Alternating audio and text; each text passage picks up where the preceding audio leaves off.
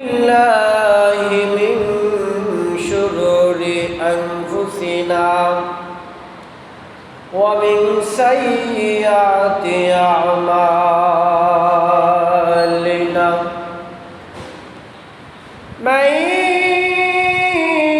يهده الله فلا مضل له ومن يضلله فلا هادي له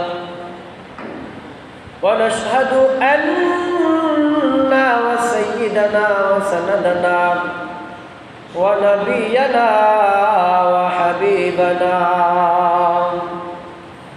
وطبيب قلوبنا ومعشوقنا ومولانا مخبرا وآمرا الذي أرسله بالحق بشيرا ونذيرا وداعيا إلى الله بإذنه وسراجا منيرا أعوذ بالله من الشيطان الرجيم بسم الله الرحمن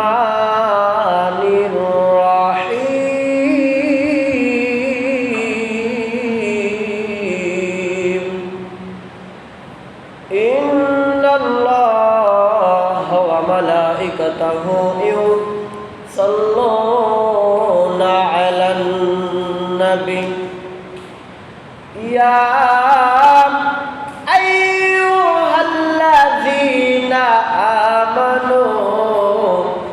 صلوا عليه وسلموا تسليما يا اللهم صل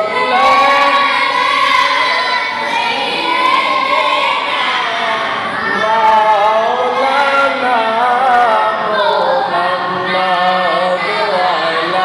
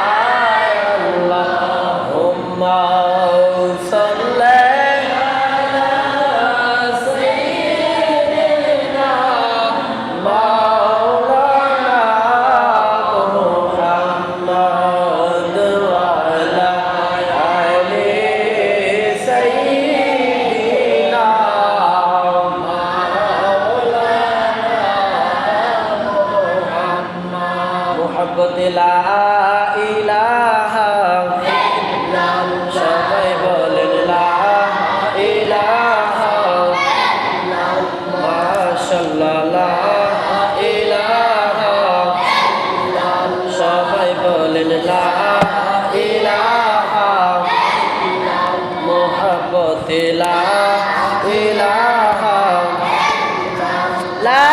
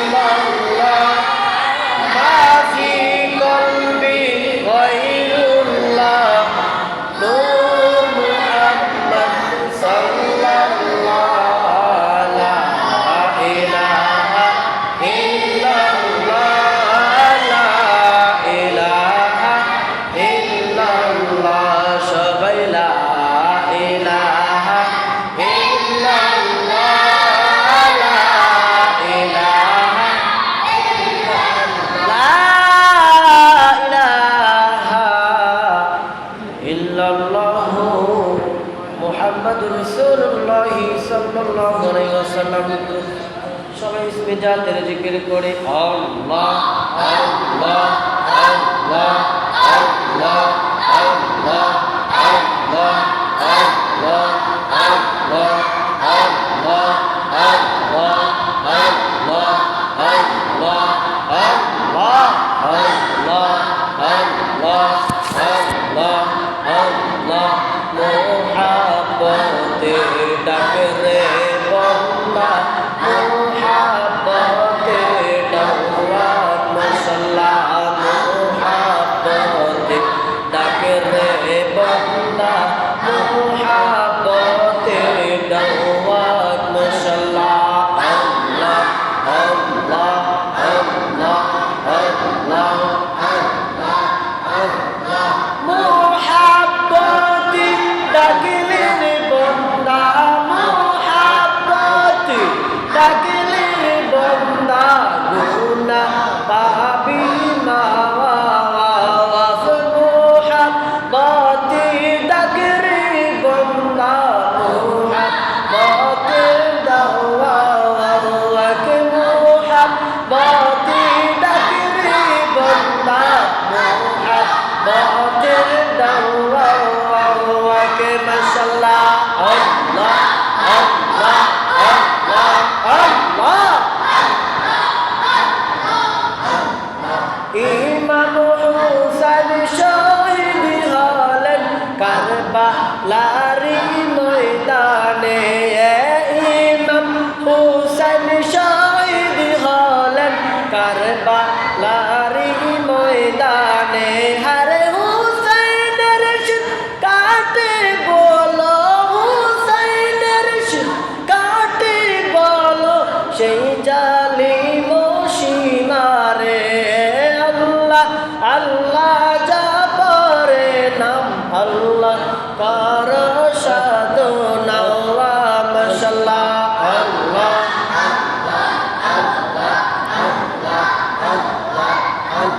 লা ইলাহা ইল্লাল্লাহ মুহাম্মাদুর রাসূলুল্লাহ সাল্লাল্লাহু আলাইহি ওয়াসাল্লাম।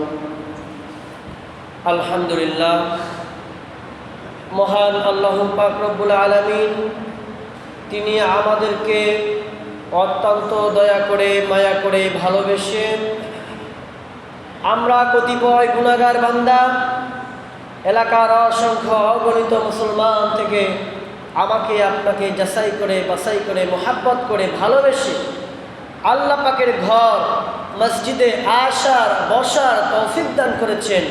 এবং কোরআন ও হাদিস থেকে কিছু আলোচনা করার, বলার এবং শোনার তৌফিক দান করেছেন। এই জন্য আমরা প্রত্যেকেই অন্তরের স্থল থেকে মুহাব্বতের আওয়াজে শুকরিয়া আদায় করে পাঠ করি আলহামদুলিল্লাহ। অতঃপর যিনি শুকরিয়ার হকদার, যিনি সাইয়্যিদুল মুরসালিন, ইমামুল মুরসালিন, রাহমাতুল লিল আলামিন, যিনাকে সৃষ্টি না করলে আল্লাহ পাক দুনিয়ার কোনো কিছুই সৃষ্টি করতেন না। এবং আল্লাহ পাক নিজে বলেন, ওমা খালাকতু বির রুবুবিয়্যাহ, আমি যে একজন খালিক আছি আমি এটাও প্রকাশ করতাম না। সেই কামলিওয়ালা দয়াল নবীজির প্রতি সকলেই একবার দরুদ ও শরীফ পাঠ করে সকলে বলেন সাল্লাল্লাহু আলাইহি ওয়াসাল্লাম। আজ আমরা প্রত্যেকেই জানি আমাদের মাস থেকে 1447 হিজরি বিদায় নিয়ে 1448 হিজরি শুরু হয়ে গেছে। বছরের প্রথম মাস মহরম মাস। আজ মহরম মাসের 3য় তারিখ। আজকের খুতবার বিষয়, আলোচনার বিষয় হচ্ছে আশুরা মিনাল মুহররম, 10ই মুহররমের আমল সংশ্লিষ্ট বিষয়। মহরম মাসের তাৎপর্য, মহরম মাসের ফজিলত, মহরম মাসের খুসুসিয়ত, বৈশিষ্ট্য সম্পর্কে আজকে আলোচনার বিষয়। তো আল্লাহ পাক রব্বুল আলামিন এই সম্পর্কে কুরআনুল কারীম, পবিত্র কুরআনের মধ্যে আল্লাহ পাক ইরশাদ মোবারক করে বললেন, ওয়াযাক্কিরুহুম বিআইয়ামিল্লাহ ইন্না ফি যালিকা লাআয়াতাল লিকুল্লি সাব্বারিন শাকুর। আল্লাহ পাক বলছেন ওয়াযাক্কিরুহুম বিআইয়ামিল্লাহ। আল্লাহ পাক বলতেছেন, বান্দারে আমি তোমাদের মাঝে কিছু কিছু বিশেষ নিদর্শন, বিশেষ আইয়ামুল্লাহ, বিশেষ বিশেষ রহমতপূর্ণ দিন আমি তোমাদের মাঝে প্রেরণ করব। বলেন সুবহানাল্লাহ। আল্লাহ পাক বলেন ওয়াযাক্কিরুহুম বিআইয়ামিল্লাহ ইন্না ফি যালিকা লাআয়াতাল লিকুল্লি সাব্বারিন শাকুর।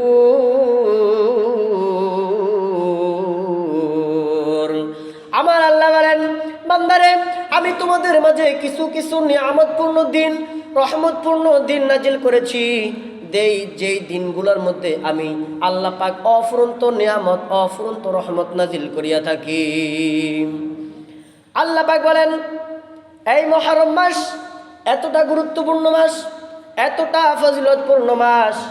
আমার রাসূল বলতেছেন আকরামা মুহররম আকরামাল্লাহু তাআলা ওয়া নাজ্জাইনাহু মিনান নার। সহিহ বুখারীর একটি হাদিস। আমার রাসূল বলতেছেন আকরামা মুহররমুল হারাম। আমার রাসূল বলতেছেন এই মুহররম মাসকে যে সম্মান করবে, মুহররম মাসকে যে তাজিম করবে, মুহররম মাসকে যে ইজ্জত করবে, মুহররম মাসকে যে সম্মানিত করবে, আমার আল্লাহ বলতেছেন ওয়া নাজ্জাইনাহু মিনান নার, আমি আল্লাহ তাকে জান্নাত দিয়ে সম্মানিত করব এবং তাকে জাহান্নাম থেকে মুক্ত করিয়া দিব। আমার আল্লাহ বলতেছেন। রাসূল সাল্লাল্লাহু আলাইহি ওয়াসাল্লাম বলতেছেন সাহাবীদেরকে, ও সাহাবীগণ, এই মুহররম মাসকে তোমরা সম্মান করো, তাজিম করো, ইজ্জত করো। আর কি হবে? তাহলে আল্লাহ পাক তোমাকে জাহান্নাম থেকে মুক্ত করে জান্নাত দিয়ে সম্মানিত করে। বলে সুবহানাল্লাহ। আল্লাহ পাক বলেন এই মাহে মুহররম হচ্ছে আমি আল্লাহর মাস। আল্লাহ বলতেছেন মুহররম মাসে আমি তামাম কায়নাত, তামাম দুনিয়া আমি মুহররম মাসের 10 তারিখে সৃষ্টি করেছি। আমার আল্লাহ বলতেছেন এই মুহররম মাসে প্রত্যেক নবী রাসূল আলাইহিমুস সালাম ওনাদের কোনো না কোনো কারামত, কোনো না কোনো মুজিজা সংঘটিত হয়েছে। আল্লাহ পাকের আমরা দুনিয়ায় যা কিছু দেখতেছি, আসমান জমিন, গাছপালা, তরুলতা, এই দুনিয়া, 7 আসমান 7 জমিন, আরশ কুরসি লৌহ কলম, সমস্ত কিছু আল্লাহ বলতেছেন আমি মাত্র 6 দিনে সৃষ্টি করেছি। এই 6 দিনের মধ্যে লাস্টের দিনটা ছিল ইয়াউমুল জুমআ, শুক্রবার 10ই মুহররমের দিন।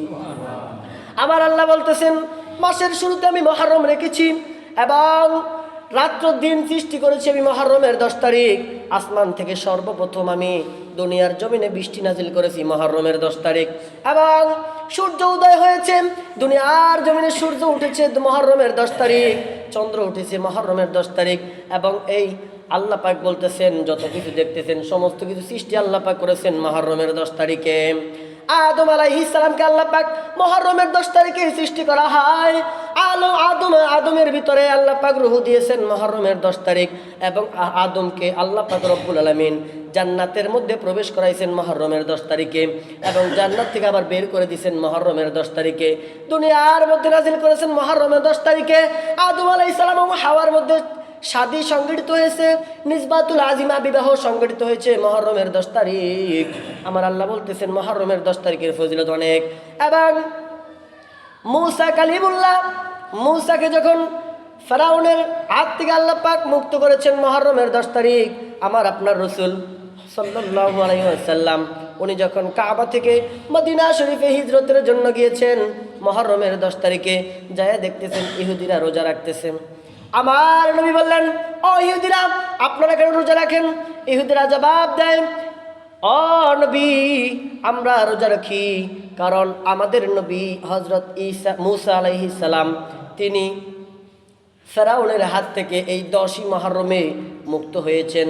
এই জন্য আমরা সকলে শুকরিয়া তান একটা প্রত্যেকে মুহররমে রোজা রাখি।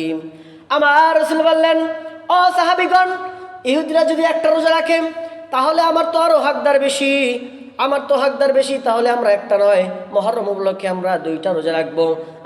আমার নবী বলে দিলেন এই মুহররম উপলক্ষে যে আমার কোন উম্মত যদি 2টা রোজা রাখে আমার আল্লাহ বলেন তার আমলনামায় 60 বছরের সওয়াব লিখে দিবেন।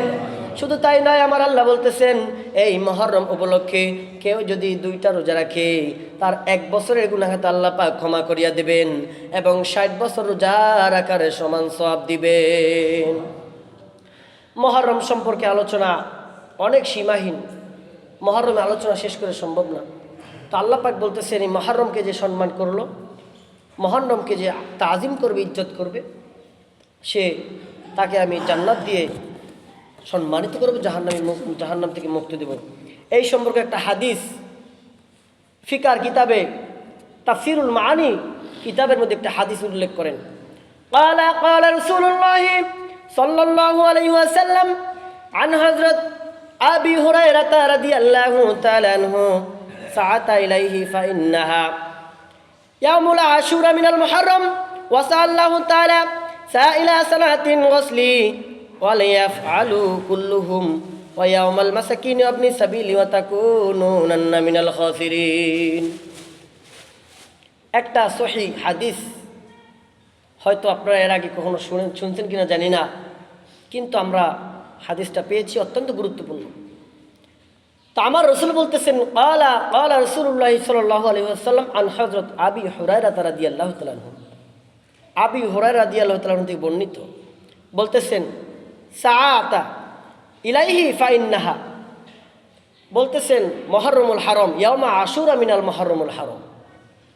এই মুহররমুল হারাম মাসে, মুহররম মাসে মুহররমের 10 তারিখ রোজা রাখতে গিয়ে, সাহারি করতে গিয়ে, সাহারির সময় আমার কোনো বান্দা কোনো বান্দি যদি কোনো ভালো খাবারের আয়োজন করে, আপনার পরিবারকে নিয়ে সবাইকে নিয়ে যদি একটু ভালো খাবারের আয়োজন করেন, আমার রাসূল বলতেছেন মুহররম মাসের 10 তারিখে যদি কেউ ভালো খাবারের আয়োজন করে তাহলে আল্লাহ পাক তাকে 1 বছর সচ্ছলতা দান করবে, বলেন সুবহানাল্লাহ।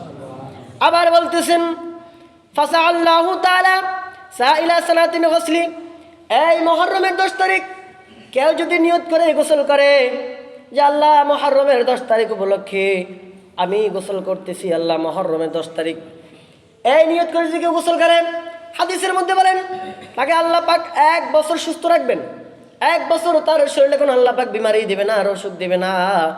আবার বলতেছেন ওয়াইয়া আনিল কুহলি, এবং চোখে যদি সুরমা লাগায়, মুহররমের 10 তারিখে যদি কেউ চোখের মধ্যে সুরমা লাগায়, আমার আল্লাহ তার চোখে 1 বছরের জন্য সুস্থ করিয়া দিবেন। আবার বলতেছেন ওয়াইয়াদাল মাসাকিনি আপনি সাবিলি, আল্লাহ পাক বলতেছেন ওয়াতাকুনুনা মিনাল খাসিরিন, আমার কোনো বান্দা কোনো বান্দি যদি এই মুহররমের 10 তারিখ কোনো ইয়াতিমের মাথায় হাত বুলাইয়া দেয়, কোনো গরিব মিসকিনদেরকে খাদ্য খাওয়ায়, কোনো অসহায় ইয়াতিমকে যদি সাহায্য সহযোগিতা করে, দান সৎকা করে, আমার আল্লাহ বলতেছেন তাকে আমি জান্নাতুল সালসাবিল তাসনিম নামক শরবত, জান্নাত থেকে শরবত খাওয়াবো, এবং বলতেছেন আমি তাকে জান্নাতি দস্তরখানায় খাদ্য খাওয়াবো। তাহলে দেখেন ভাইয়েরা বাবার আমার, মুহররমের সীমাহীন ফজিলত, এবং বলতেছেন আফদালু সিয়ামু বাদা রমাদান শাহরুল্লাহিল মুহররম। আমার রাসূল বলতেছেন আফদালু সিয়ামু বাদা রমাদান, রমজান মাসের পরে যদি কোনো রোজা ফরজ হইতো তাহলে সেটা হয়তো মুহররমের রোজা। আফদালু সিয়ামু বাদা রমাদান শাহরুল্লাহিল মুহররম। আমার রাসূল বলতেছেন রমজান মাসের পরে অনেক ফজিলতপূর্ণ গুরুত্বপূর্ণ রোজা হচ্ছে মুহররমের রোজা। আমাদের এলাকায় এসে দেখলাম, অনেক ভালো লাগলো যে অনেক মহিলারা এবং অনেক পুরুষরাও মুহররমের 1 তারিখ থেকে 10 তারিখ পর্যন্ত 10টা রোজা রেখে বলেন সুবহানাল্লাহ, সীমাহীন ফজিলত। কিন্তু আমার রাসূল বলেছেন 10টা না পারলেও অন্তত 2টা হলেও যেন রাখে। কারো পক্ষে যদি সম্ভব না হয় অন্তত 2টা হলেও যেন সে রোজা 2টা রাখে, 9 তারিখ 10 তারিখ অথবা 10, 11। এই 2 তারিখে আমরা রোজা অবশ্যই রাখবো। রোজা রাখার অনেক সীমাহীন ফজিলত। তো আল্লাহ পাক এই মুহররম আবার বলতেছেন মান তাসাব্বাহা কাওমিহি, মান তাসাব্বাহা কওমিহি, বলতেছেন তোমরা কওমের সাথে, কওম মানে জাতি, তাদের সাথে তোমরা সম্পর্ক রাখিও না। তাহলে আমার রাসূল বলতেছেন যার সাথে যার সম্পর্ক তার সাথে তার হাসন নাসর হবে। তাহলে আমরা যেন ইহুদিদের মতো একটা রোজা না রাখি, অবশ্যই আমরা চেষ্টা করবো 2টা রোজা রাখার জন্য। তো আল্লাহ পাক রব্বুল আলামিন মুহররমের অনেক ফজিলত দান করেছেন। ছোট্ট একটা ঘটনা বলে আমি শেষ করে দিচ্ছি। তো কিতাবের মধ্যে আসে ঘটনাটা, এই যে হাদিস আবু হুরায়রা রাদিয়াল্লাহু তাআলা থেকে একটা হাদিস বর্ণনা করছে। হাদিসটা শোনার পরে এক আল্লাহর বুজুর্গ ব্যক্তি, অলি আল্লাহ ব্যক্তি, সে সবসময় ইবাদত করত, আল্লাহর জিকির ফিকির নামাজ কালাম নিয়ে ব্যস্ত থাকত।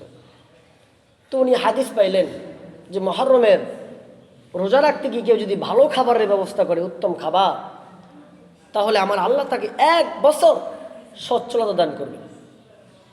এই হাদিসটা পালন করতে গিয়ে আল্লাহ পাকের এক বুজুর্গ ব্যক্তি তিনি ঘটনা উল্লেখ করতেছেন যে উনি তখন খুব গরিব অবস্থায় ছিলেন, অনেক গরিব, তার টাকা নাই, পয়সা নাই, চলাফেরা করতে খুব কষ্ট।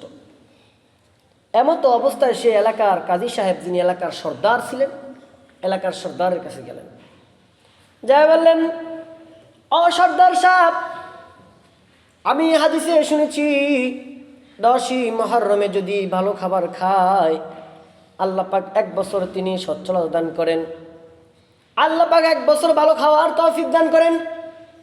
ও কাজী সাহেব, আমি হাদিসটা পালন করতে চাই, কারণ একটা সুন্নত আদায় করলে 100 শহীদের সওয়াব লাভ করা যায়। মান তামাসসাকা বিসুন্নতি ইনদা ফাসাতি উম্মতি ফালাহু আজরুন মিয়াতি শাহিদ। বলেছেন একটা সুন্নত যদি আমার কোনো বান্দাবান্দি পালন করে তাকে 100 শহীদের মর্যাদা লাভ করে। তবে ওই বুজুর্গ ব্যক্তি কোনো সুন্নত কোনো দিন ত্যাগ করেনি। সে বলতেছেন ও সর্দার, আমার জীবনে আমি জানামতে কোনো সুন্নত ত্যাগ করি নাই, তবে আমি আপনার কাছে অনেক বড় আশা নিয়ে এসেছি। আপনি তো এলাকার সবচেয়ে ধনী ব্যক্তি, আপনি পারবেন আমার সুন্নতটা আদায় করে দিতে। আপনি যদি আমাকে 10 কেজি আটা, 10 কেজি গোস্ত অথবা এই 2 দিরহাম যদি আমাকে দান করেন, আমি মুহররম উপলক্ষে একটু ভালো খাবারের আয়োজন করতে পারি। এই কথা বলার পরে কাজী সাহেব বললেন ঠিক আছে, আপনি জোহরের সময় আসেন, জোহরের সময় আমার সাথে দেখা করেন। কাজী সাহেব তখন আবার ওই বুজুর্গ ব্যক্তি কাজী সাহেবের সাথে, সর্দারের সাথে তখন আবার জোহরের রক্তে দেখা করলেন। এবার সর্দার বললেন ও বুজুর্গ ওলি আল্লাহ ব্যক্তি, আপনি আমার সাথে আসরের রক্তে দেখা করেন। এবার ওই বুজুর্গ ব্যক্তি আবার আসরের সময় দেখা করলেন। এবারও সর্দার না করে দিলেন, আমার কাছে নাই। আবার বললেন তাহলে আপনি মাগরিবে আসেন, দেখি চেষ্টা করে কিছু সহযোগিতা করা যায়। এবার বুজুর্গ ব্যক্তি মাগরিবের রক্তে দেখা করলেন। এবারও সর্দার সাহেব তিনি না করে দিলেন, বললেন আপনি কষ্ট করে ঈশ্বরের রক্তে আসেন, আমি যদি পারি কিছু আপনাকে সাহায্য করব। এবার বুজুর্গ ব্যক্তি ঈশার রক্তে আবার দেখা করলেন। ঈশারের রক্তে যখন দেখা করলেন, সর্দার এবারও না করে দিলেন, দরজা লাগাই দিলেন, বললেন আমার কাছে নাই, আমি পারবো না। এবার অলি আল্লাহ ব্যক্তি মনের দুঃখে চোখ দিয়ে অঝর ধারায় ঝরঝর করে পানি পড়তে থাকে। এবার অলি আল্লাহ ব্যক্তি কাঁদতে কাঁদতে তার বাড়ির দিকে রওনা হয়েছে। এবার বাড়িতে যাওয়ার পথে একটা ইহুদির বাড়ি, তার বাড়িতে যাওয়ার সামনে একটা ইহুদির বাড়ি পড়ে। রাত্রিবেলায় যাচ্ছে ইশারের সময়। ইহুদি রাত্রির প্রচণ্ড গরম সহ্য করতে না পেরে বাড়ির গাছতলায় এসে বসেছে বাতাস খাওয়ার জন্য। এবার ইহুদি দেখে বলতেছেন, কি ব্যাপার, আপনি তো এলাকার সবচেয়ে বুজুর্গ ব্যক্তি, অলি আল্লাহ ব্যক্তি, আপনাকে সবাই অলি হিসাবে মানে, আপনি কেন কান্না করতেছেন? এবার অলি জিজ্ঞেস করতেছেন, ইহুদি, আপনি তো হচ্ছেন ইহুদি, আপনাকে কি বলবো, আপনাকে বলে লাভ নাই। আমাদের ধর্মের যিনি মুসলমান কাজী সাহেবের কাছে গিয়ে কোনো সমাধান পাই নাই, আপনাকে বলে কি সমাধান আমি পাব? এবার ইহুদি বললেন, বুজুর্গ ব্যক্তি, আপনি একবার বলেই দেখেন, আমি যদি একটু সহজ আপনি করতে পারি। এবার অবশেষে অলি আল্লাহ সব কিছু খুলে বললেন।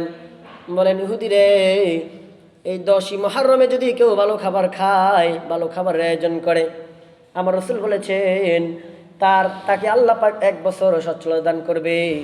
এই উদ্দেশ্য করে আমি এসেছি। কাজী সাহেবের কাছে গেছিলাম, 10 কেজি আটা, 10 কেজি গোস্ত এবং 2 দিরহাম চেয়েছিলাম, সে আমাকে দেয় নাই, ফিরাই দিচ্ছে। জোহর বলেছে দিবে, আসর বলেছে দিবে, এভাবে ঘুরাইয়া সারাদিন পরে আমাকে না করে দিছে, এখন কি করব?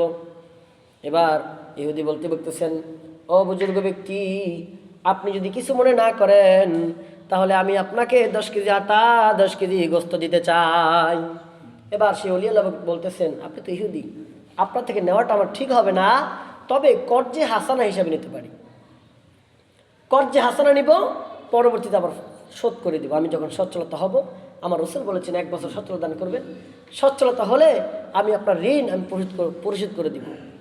এই বলে ইহুদি ব্যক্তি 10 কেজি আটা, 10 কেজি গোস্ত, আরও সাথে 20 দিরহাম অতিরিক্ত আরও 20 দিরহাম দান করলেন। বললেন, অলি আল্লাহ ব্যক্তি, আপনি আপনার পরিবার নিয়ে আজকে ভালো খাবারের আয়োজন করেন। এবার ওই বুজুর্গ ব্যক্তি বাড়িতে গেলেন, তার আলাওলাদ সন্তান ছেলে মেয়েদের সবাইকে নিয়ে ভালো খাবারের আয়োজন করলেন, গোস্ত রুটির আয়োজন করলেন।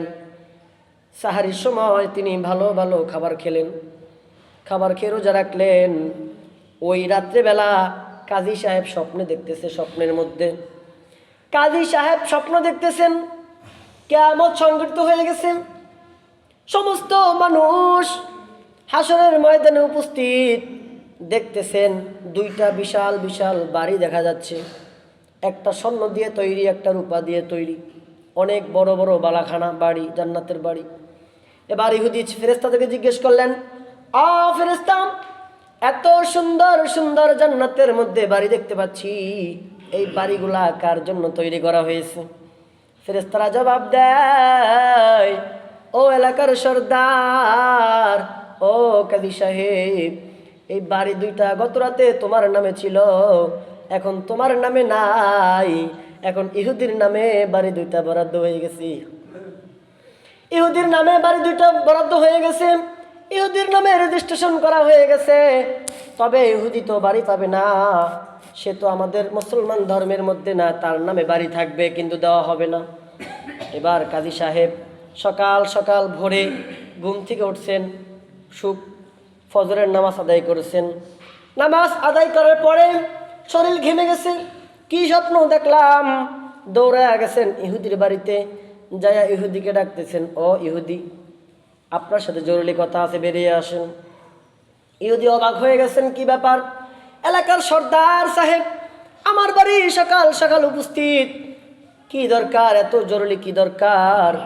এবার কাজী সাহেব বলতেছেন, আপনি যে গত রাতে আমলটা করেছেন, যে ন্যাক কাজটা করেছেন, এই ন্যাক কাজটা আমার কাছে 1 লক্ষ টাকার বিনিময়ে বিক্রি করিয়া দেন। 1 লক্ষ টাকা দেবে, বিক্রি করে দেন।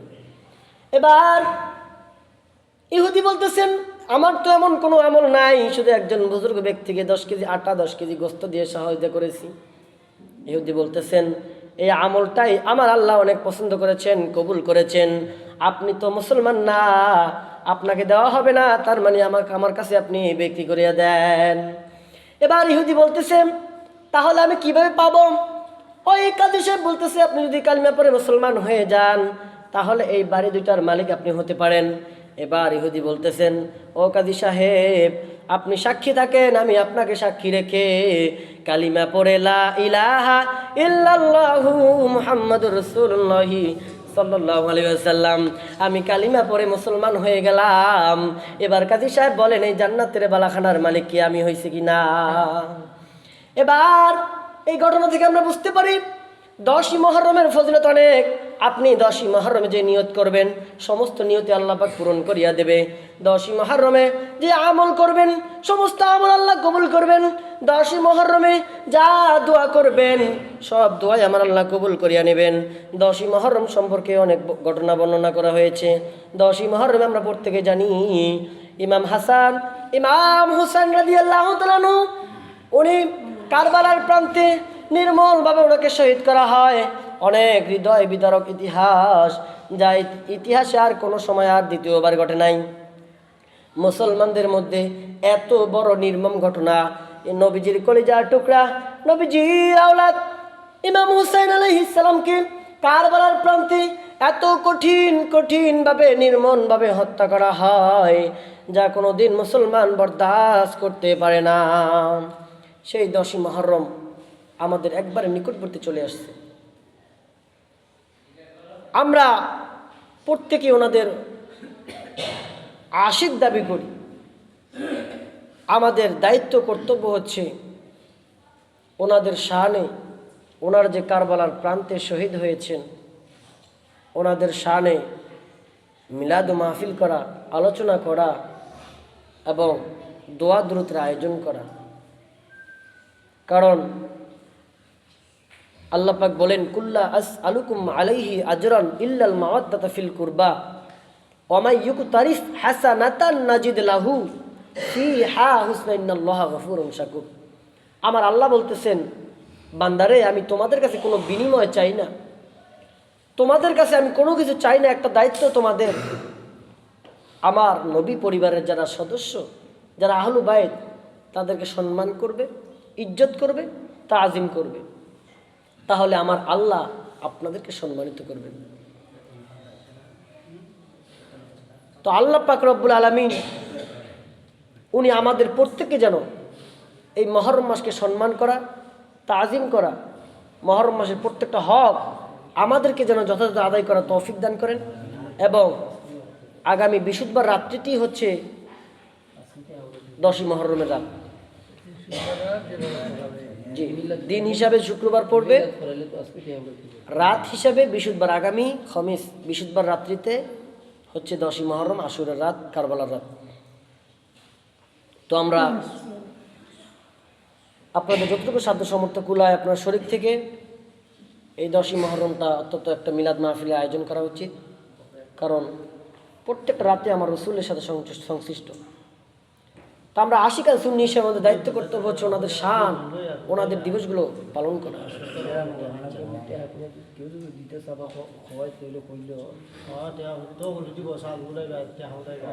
শুক্রবার তো আর হওয়া যেত না, বৃহস্পতিবার মানে মিলাদ আর কি, মিলাদের জন্য কিছু টেহা উঠানি দরকার না।